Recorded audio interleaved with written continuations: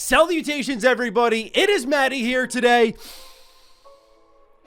E3 season is upon us. It's got that stink in the air permeating even these studio walls. Leaks, rumors, clarifications everywhere, all rounded up in this one video. Now, while I'm smelling out E3, I also need to tell you all about a dream I had last night. This is very important, okay? Bear with me. So, I had a dream last night that I smelled bad. I grew up with a fear of stinking, and in this dream, like, everyone's coming up to me like, dude, what the... Oh, dude, you stink. And I'm like, no, I don't. I shower. I always shower. I don't stink. So I'm wondering if as I sniff out E3, that dream may have been a bad omen, that perhaps E3 will stink. You're probably looking at this wondering what the hell you're doing. Ladies and gentlemen, welcome to the channel. Today, we are talking about Xbox E3. Lots of leaks and rumors ranging from Fable to Forza Horizon 5, Halo Infinite multiplayer, new IPs coming to Xbox exclusively, plenty more, as we are just about 1 week shy, a little bit more than that, as we record this video. So if you are new here, sub up if you want to hear more stories about my sneaky dreams. But until then, let's get this started with Fable. This is a game that has a lot of question marks around it. Will it be there at E3? I want an update very badly. I'm unsure if that's actually going to happen there. And so a lot of the Xbox community got very, very excited with a particular piece of art posted by Connor Cross, who's the associate art director at Playground Games, the developers of the new Fable title, where he posted this on his Twitter account, a sketch and a final product, which looks absolutely beautiful. And of course, it looks like a fantasy setting. So people started to connect the dots and go, is that Fable? I had the same question. So I did a little bit of digging. I went to his art station. I remember utilizing this for Obsidian because Obsidian was posting concept art and whatnot for Avowed, what armor would look like. You can see it on screen right here. It looks fantastic, by the way. But I thought, hey, this is a art director, so they have to have an art station. And what's interesting is this is a part of the May Sketch a Day, day 17, but it was posted on his profile 1 year ago. And he's just posting it now, a day shy of E3. He also has this photo as his banner on Twitter. So this is just pure speculation. It could be Fable. I'd be kind of surprised if he was doodling fantasy stuff while working on a fantasy game, but just something I wanted to bring to people's attention. A lot of people are discussing this one. I have a pretty good feeling it's Fable. I don't see why it wouldn't be, because Obsidian was doing the same thing. But now let's move on to other things like Halo. So we know for sure Halo's going to be at the Xbox E3 conference when they announced it with the key art. Halo was there, so we know it's likely going to be something multiplayer related. But I was personally in the camp of expecting a pretty substantial deep dive. Like, this is their big fall title. Even though they have other games coming out, we know some of them, and some are just poorly kept secrets that we'll get into in this video. But Halo's the big one, right? Free-to-play multiplayer, all that good stuff. So what are they going to showcase at the Xbox E3 event? I thought it was going to be a big blowout. May not be the case here. This is a clip from Jeff Grubb over on his Games Mess show. Everyone at 343 is so busy trying to make this game that they're not going to have a lot of time to like dedicate to a huge E3 presentation like I think we may have been thinking. So what we're going to get is a look at multiplayer that is going to look just like Halo multiplayer. It's going to look like Halo multiplayer. Like, people are talking about, hey, is Halo going to have a battle royale or a new kind of multiplayer mode? And it might down the line, but at launch, it's going to be stuff like, hey, this game has Capture the Flag. This game has the stuff that you recognize from Halo, and it's going to look like it's going to have the grappling hook. It's going to have new stuff.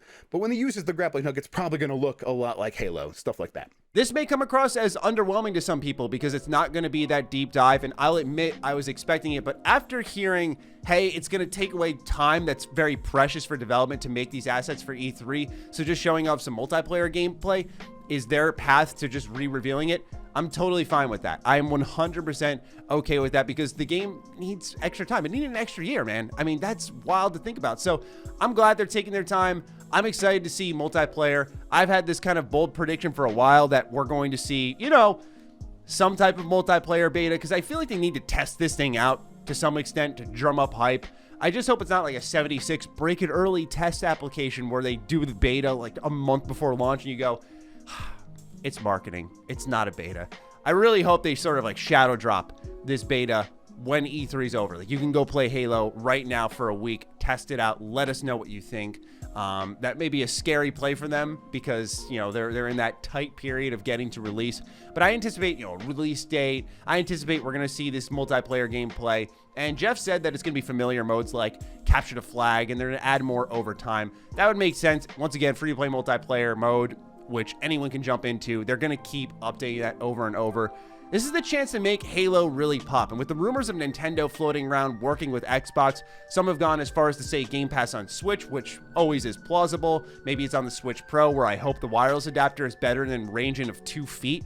Where I think sometimes it could just be like Halo on Switch, which is a huge thing in general and would drum up that Halo hype. Make this the fall of Halo. But once again, just another little scoop there to kind of gauge your expectations for E3. That's kind of the goal of this video. More information on what to expect. Halo, of course, will be there, but this is sort of in the capacity it will arrive at. Now let's talk about Forza Horizon 5. This is a game that has been a poorly kept secret for some time now. It's expected to drop this year, and there's just so many leaks and rumors surrounding it. It's like, come on, just pull the Band-Aid off and announce it. Today, we have another leak suggesting, yeah, that Forza Horizon 5 is seemingly on the way. So this is a clip from Pure Xbox where it says, according to reputable Hot Wheels site T-Hunted, a new series of Hot Wheels toys are expected to release this September, showcasing a variety of cars, which we can only expect to be found in the game. Among the selection is the 19 Mercedes-Benz A-Class, Corvette C7R, and Porsche 911,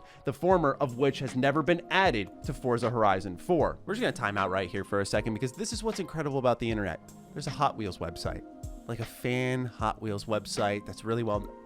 That's incredible. There's a place for everything on the internet. Anyway, here is the Hot Wheel itself. This kind of got me thrown back because I still own all of my old Hot Wheels. And I was like, man, these things are awesome. But as you can see in the background, this setting does not match anything we've previously seen in the Forza Horizon series, which would suggest that it would line up with the rumored setting, which is Mexico, especially when the post itself from T-Hunted stated that, hey, these are going to be in the game, and when it's not in Forza Horizon 4, it's probably more than likely in Forza Horizon 5. So you can expect that at E3. I'd be very shocked if that didn't get revealed. It's going to be one of those announcements where when the trailer rolls, we're going to go, okay, time to get a drink. We already know it's here. Good.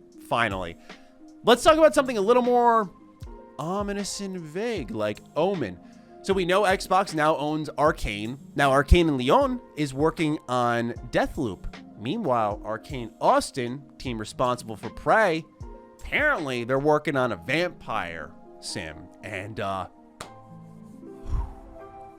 I am not ready for this, man. Vampire, one of my favorite games of the last generation. Really dug the hell out of it. Vampire stuff isn't explored as often now as it used to be. It was a very popular thing. It was kind of like the zombies of the early 2000s, late 90s, vampire everything. But now it's sort of faded out and it's starting to come back a little bit. I think now's a good time to strike. And with Arcane, I think the most talented studio underneath that Bethesda umbrella, creating one of those first-person immersive sims as a vampire, multiple powers, you can already imagine what it's going to be like. So let's get into some potential details on the game. The first comes from Reset Era, which was then corroborated by Jez Corden in his own write-up. But we'll start off with Reset Era, where it says Omen should be announced at E3. It's targeting a spring 2022 release. A little bit sooner than we would have expected, but this is good news for Xbox fans because I've talked about those quarterly beats for Game Pass. You throw that into the spring there. I was talking about throwing Wolfenstein 3 in the mix there. You shake it up a little bit. Xbox can have rolling months at certain points in time when it comes to the entire Game Pass offering just from their first-party library.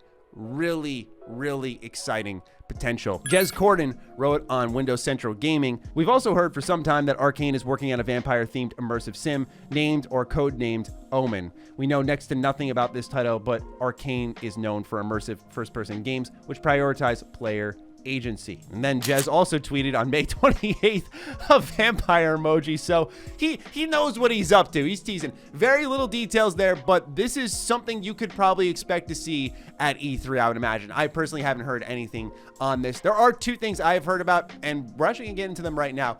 So let's leap right into Obsidian. We're gonna get into the Jez Corden show now because it says Obsidian, however, could appear in a big way. I've been told conflicting information about the possibility of Avowed being shown at this event, which is Obsidian's first-person RPG set in the Pillars of Eternity universe, making me think there's a 50-50 chance we could see something on it. I've also been told that, surprisingly, Outer Worlds 2 may be announced. Grounded has also been cited for potential content showcase detailing some big upcoming new features.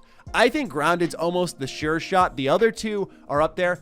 I just want to corroborate Jez's reporting. I have heard the same thing when it comes to the Outer Worlds. I have not heard really anything much substantially about Avowed, like what there's gonna be gameplay or anything. Just like, yeah, there's a chance. But just like Jez said, when it comes to the Outer Worlds 2, I have also been told that there's a likelihood that they come out and confirm this game is something that's being worked on, which would make sense because Obsidian has 5 total projects in development.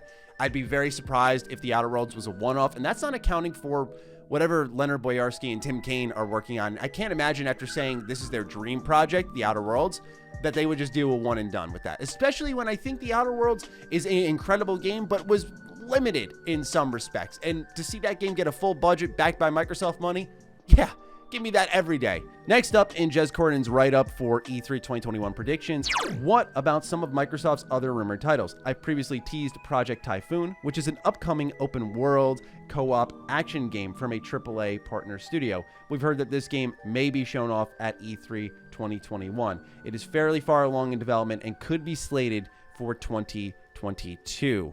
So I actually didn't know this information for this game was out now, just because there's been such a like hush hush, everyone knows but no one's saying anything. But I'm pretty confident this is Avalanche who's working on this, so you can keep an eye out for that at E3. I don't know if it's going to be shown there.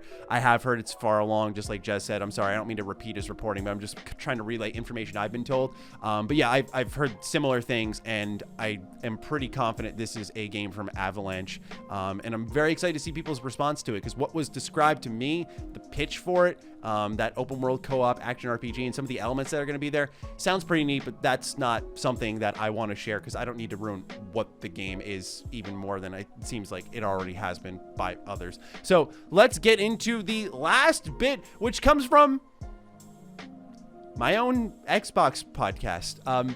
So a lot of people wanted me to talk about this one, and I thought, hey, fair game, man. He's my co-host, but whatever. So Reddit picked up our latest episode of Defining Duke with Xbox E3 predictions, where a post is doing quite well, saying, during Defining Duke's podcast, Carrick ACG said, quote, what I'm hearing versus what could happen, I'm just going to go with what I'm hearing, which is that there's going to be a game purchased. He also said earlier in the show that he is confident Microsoft will purchase some existing IPs and that they may get announced at E3 this year. Now, as always, it's not official until it's official, so keep that in mind. I also can't post the podcast clip because it's for patron members only at the moment, but it should go public Friday, so I do anticipate more people are going to hear about this over time. It goes live on Sundays, by the way.